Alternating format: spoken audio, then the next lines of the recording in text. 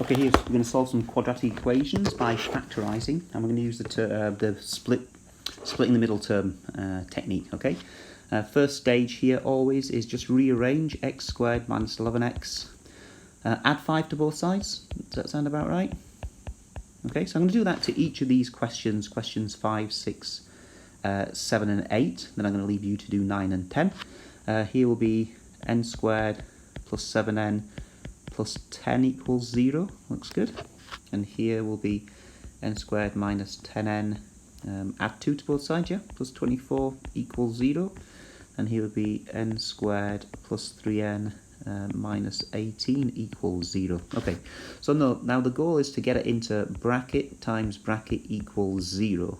That's the end goal, bracket times by bracket equals 0. And that's factorising, okay? And then we can just do guess. We can just do guess and check an x here and an x here. Because, you know, when we expand the brackets, we're going to get x squared. But then we have to guess what the numbers are here, okay? And, you know, for these questions, we can get there.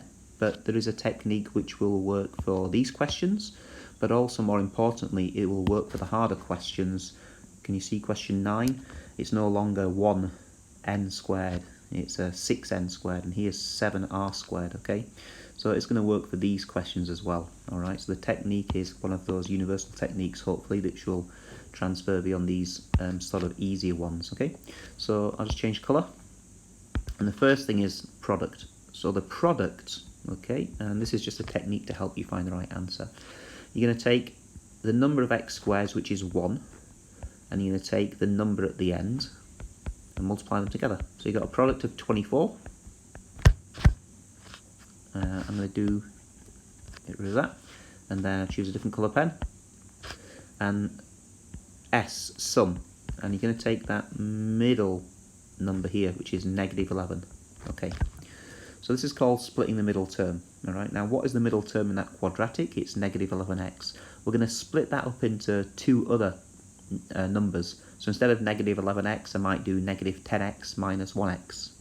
I might do 12x minus 23x. Okay, so it's just a tool to help us try and factorise this, put this in brackets. Okay, and the idea is we are going to replace negative 11x with two new terms. Now the two new terms must add up to give negative 11x, all right? So you can see there's a lot of choice, but we have to pick, you know, the right combination, all right?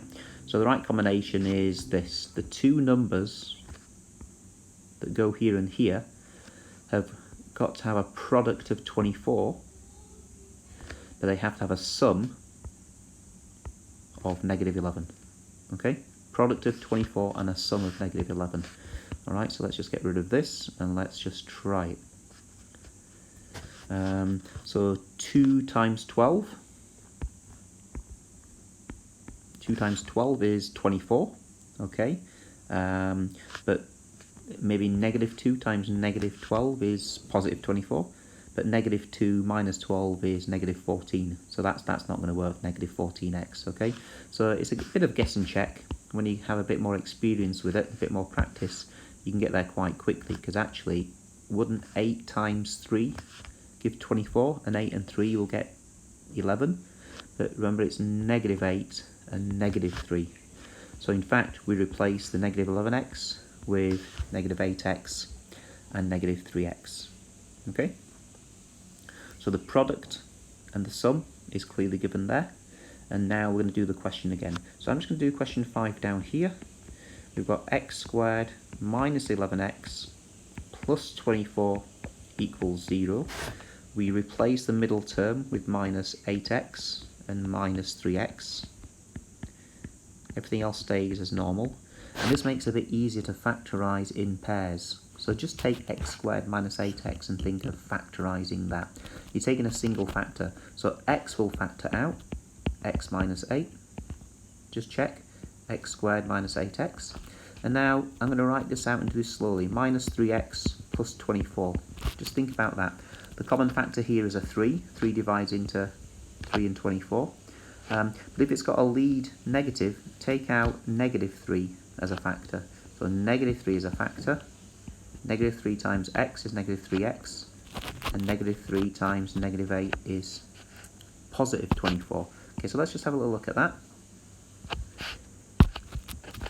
Check, negative 3x, negative 3 times negative 8 is positive 24, correct. Okay, so now what we'll do is we'll just put those two together and we'll see what we get.